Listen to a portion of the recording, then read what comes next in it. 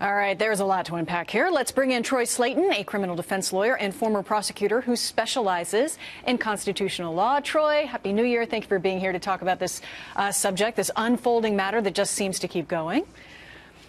Happy New Year, Molly. Yeah, let's kick off with what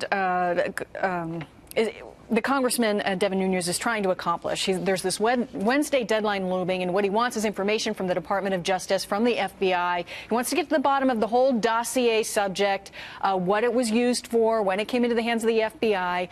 Will he get the answers he's seeking, and will he see them, by any chance, sometime this week? Well, he might or he might not.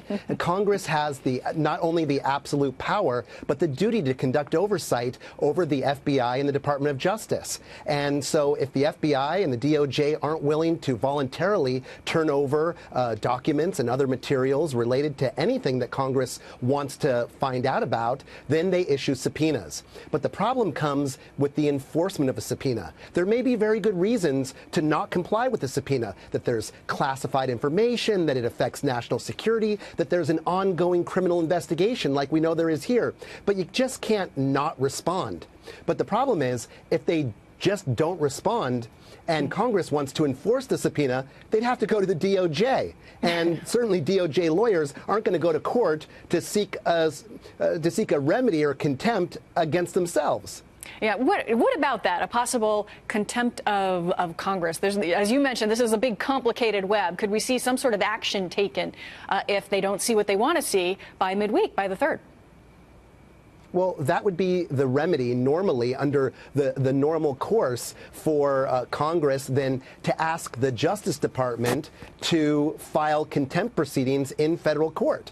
But here, it's the Justice Department itself that is not complying. And if the reason why they're not complying is a question about national security or classified documents, there are ways to handle that, especially with the Intelligence Committee. They have secret rooms that they're able to share information with the Congress men and women without having the worry that that information will be largely disseminated. All right, now let's shift to this New York Times report that this former aide to the Trump campaign, George Papadopoulos, may have had this drunken conversation back in May of 2016, speaking with an Australian diplomat, that he knew the Russians had some dirt on Hillary Clinton, and then ultimately that diplomat passing information on to the U.S. intelligence.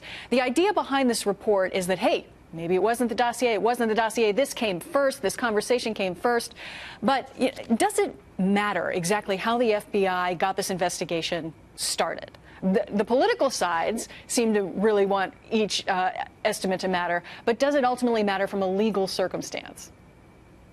Well, it may, because if the sole impetus to start this investigation was this largely discredited Steele dossier that looks like it was funded by the Clinton campaign, by the DNC, then that provides a problem. Then it looks like it was the DNC that paid to have an investigation of the Trump campaign. But if there are other more innocuous reasons why the investigation was started that provided the probable cause for the FBI to seek the FISA warrants that may have provided legal grounds for surveillance on Trump aides, then that is a really big deal. Yeah, so then the repercussions in essence. But at the same time, it wouldn't change the actions that were taken regarding the dossier. If the DNC and the Clinton campaign still paid for everything that went down and that ultimately led to the creation of this dossier, it doesn't change,